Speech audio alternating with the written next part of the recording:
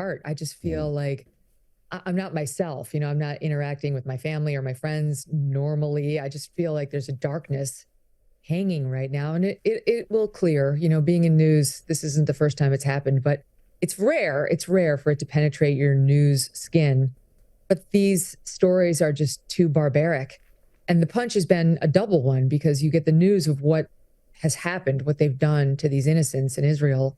And then you see the absolutely shocking reaction to it from, yes, some of the usual suspects, but also some shocking people who you didn't expect to go there, completely ignoring what's happening. And you think, where am I living? Who are these people? What have I surrounded myself with? What options do my children have to go to seek a higher education here in America? Like what's happening to our world? So it's just on a couple of levels, it's extremely dark and disturbing. Now, you would have no doubt seen and probably commented on what happened in Sydney a couple of days ago. Now, I'm being very clear about this, where these are not pro-Palestinian protests. These are pro-Hamas rallies.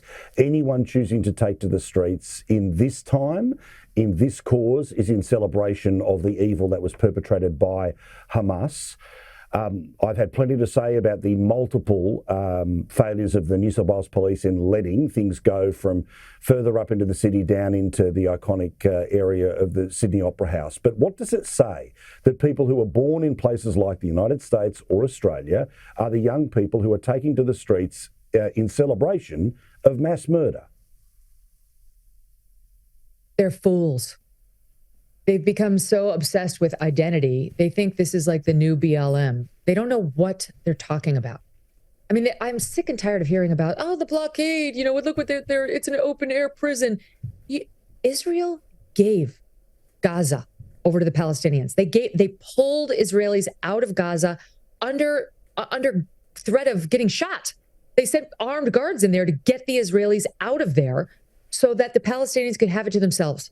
That's what they did in 2005. And then the Palestinians turned around and elected as their government Hamas, which is identified by the United States as a known terrorist group. And they did what terrorists did, what they do. They conducted more terror. And then they started bombing Israel. And it was only at that point, after Israel had turned it over, Israel moved out, they had whatever they could do whatever they want in Gaza, and they chose to bomb Israel over and over. Israel started sending in pipes so they could have underground sewage and start building it up into what could have been the Singapore of the Middle East. And they turned those pipes around and fortified them into weapons and used them to launch bombs against Israel. It was at that point that Israel created a situation that would allow for food and water and other supplies to get into Gaza, but nothing that could be made into a weapon. What else was Israel supposed to do? That is not colonization. That is not something, that is not an open air prison. And by the way, if Gazans want to leave Gaza, they can. They can go down to Egypt. You know why they don't? Because Egypt won't let them. Where are the protests against Egypt? It's just Israel? Well, why is that? Because a lot of these people, most of these people, any person who was out on that Sydney Opera House chanting what they were chanting is an anti-Semite. That's the truth. You hate Jews. We can see it. It's obvious. You're not fooling any of us. And it's absolutely disgusting. Somehow they've folded this into their woke ideology. I think simply because of the skin color of Palestinians. Well, the Israelis have the same skin color, but have been classified as white and therefore are deserving of none of their empathy. I really think this is how the identity politics logic chain goes. What about some of the nutty stuff in the American media? Obviously, the initial couple of days meant that they just couldn't say it, but slowly but surely they're starting to say it now, aren't they? At every turn. It's, the academy, meaning the colleges and the universities, have been completely captured by this leftist ideology, far left ideology, as has the media. And it matters because covering this conflict influences hearts and minds across the globe, but especially here at home. And what we get is headlines like the one we got from Forbes, lamenting the unprompted attack by Israel on Gaza. What? That happened. What are you saying? It's like they have actual Hamas terrorists running Forbes magazine now. Used to be one of the most respected publications in America. MSNBC is so bad, they won't refer to them as terrorists, even though our president, Joe Biden, their guy, is calling them terrorists, as does our State Department. Its official U.S. policy has been for a long, long time. MSNBC can't bring itself to use that term. Militants. Militants. Like somehow they're just like a disorganized military group. That's not it. That militants don't chop off the heads of 40 babies. Excuse me for the graphic description. That's what's happening. That's what the local reports are. They're terrorists. They're evil. They're devils. They're inhuman. They're not made of the same things that you and I are. There's no heart. There's no morality. There's no human value that I can relate to in any way, shape, or form. I barely recognize them as humans.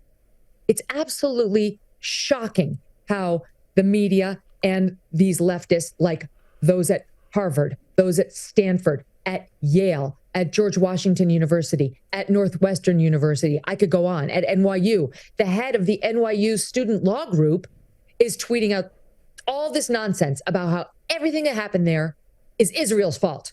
It's all on Israel. This person worked at one of the most prestigious law firms in America last summer, and now she's tweeting out, she's a BLMer, she's tweeting out this nonsense. And so are all these student groups at all of these prestigious colleges across America. They should be fired.